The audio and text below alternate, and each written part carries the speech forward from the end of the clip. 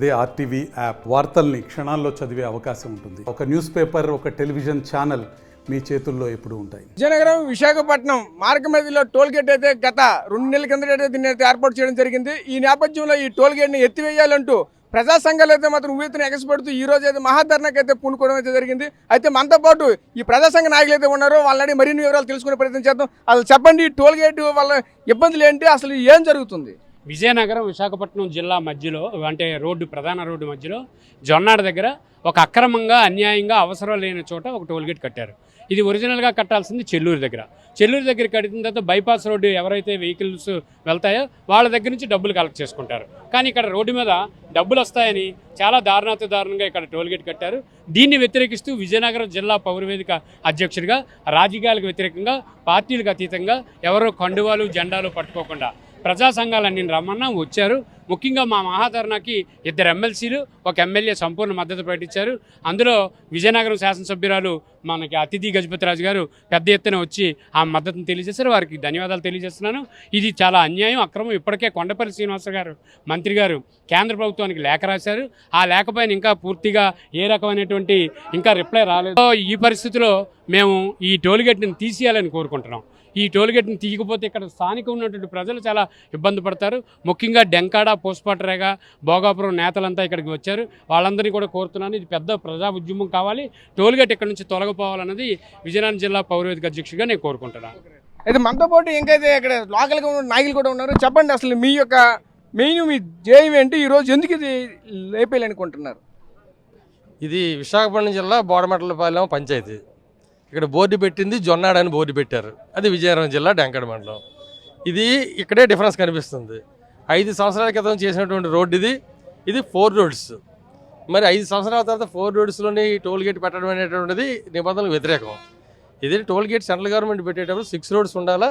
కొత్తగా వేస్తున్న రోడ్డుకి టోల్ ఫీజు వసూలు చేసేటటువంటిది ఇది. అయితే అక్కడ పెడితే మరి వెహికల్స్ రద్దీ తక్కువగా ఉంటే ఇన్కమ్ వచ్చే సోర్స్ తక్కువని మరి విజయనగరంకి, వైజాగ్కి ఇప్పుడు రెగ్యులర్గా ఎంప్లాయీస్ కానివ్వండి, ఉద్యోగస్తులు, అదేవిధంగా వ్యాపారవేత్తలు అందరూ కూడా రెగ్యులర్గా జర్నీ ఉంటే ఎక్కువ రద్దీగా ఉంటుంది ఏరియా. కాబట్టి ఇక్కడ పెట్టినట్టయితే గవర్నమెంట్కి బాగా ఆదాయం వస్తుందని ఒక దురుద్దేశంతో ఈ నిబంధనలకు వ్యతిరేకంగా ఇక్కడ పెట్టడం జరిగింది. ఇది మేము అందరూ వ్యతిరేకిస్తున్నాం. టోల్ గేట్ అనేటటువంటి దాన్ని మేము వ్యతిరేకించట్లే, కానీ ఇక్కడ పెట్టాల్సింది కాదు. ఇది ఏ ప్లేస్లో ఉండాలో ఆ ప్లేస్కి దీన్ని తరలించమని చెప్పి మేము చేస్తున్నాం. ఇది ఫైనల్ అయ్యేంత వరకు కూడా మేము ఈ ధర్నాలో పాల్గొంటాం. చివరి వరకు కూడా ఉంటామని చెప్పి చెప్పడం జరుగుతుంది. మీరు చెప్పండి, ఎన్డీఏ కూటమిలో ఉన్నారు, ప్రజెంట్ పాలక పక్షంలో ఉన్నారు, ప్రభుత్వంలో ఉన్నారు. మీరు నాయకుడిగా ఉండి మీరు కూడా ఈరోజు ఎందుకు మద్దతు తెలుపుతున్నారు? ఏం జరుగుతుంది? ఇది ఎన్డీఏ కూటమి వచ్చిన తర్వాత ఈ టోల్ గేట్ ప్రారంభించలేదండి. గతంలో వైసీపీ ప్రభుత్వం ఉన్నప్పుడే ఇది ప్రారంభించడం జరిగింది.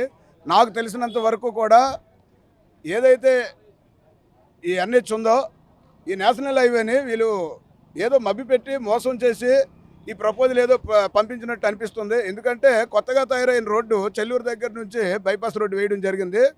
దాని పేరు పెట్టి వీళ్ళేదో మా సోదరుడు చెప్పినట్టు ఈ రెవెన్యూ వేరే, బోర్డు పెట్టింది వేరే, ఇక్కడే చాలా తేడా కనిపిస్తుంది.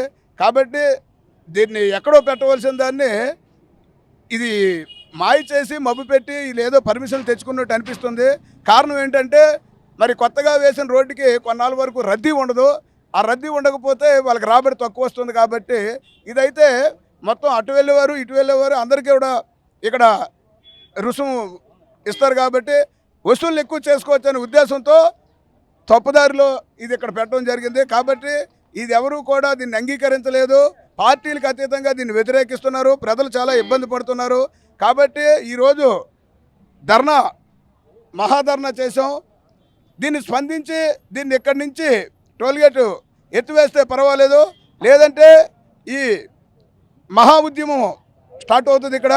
కాబట్టి ఇది ఎత్తే వరకు కూడా విశాఖ ప్రజలు కానీ, విజయనగరం ప్రజలు కానీ, ఈ చుట్టుపక్కల ఉన్నటువంటి జనాలందరూ కూడా పార్టీలకు అతీతంగా దీన్ని లేపిన వరకు కూడా పోరాటం చేస్తామని మీ మీడియా ముఖంగా తెలియజేస్తాం.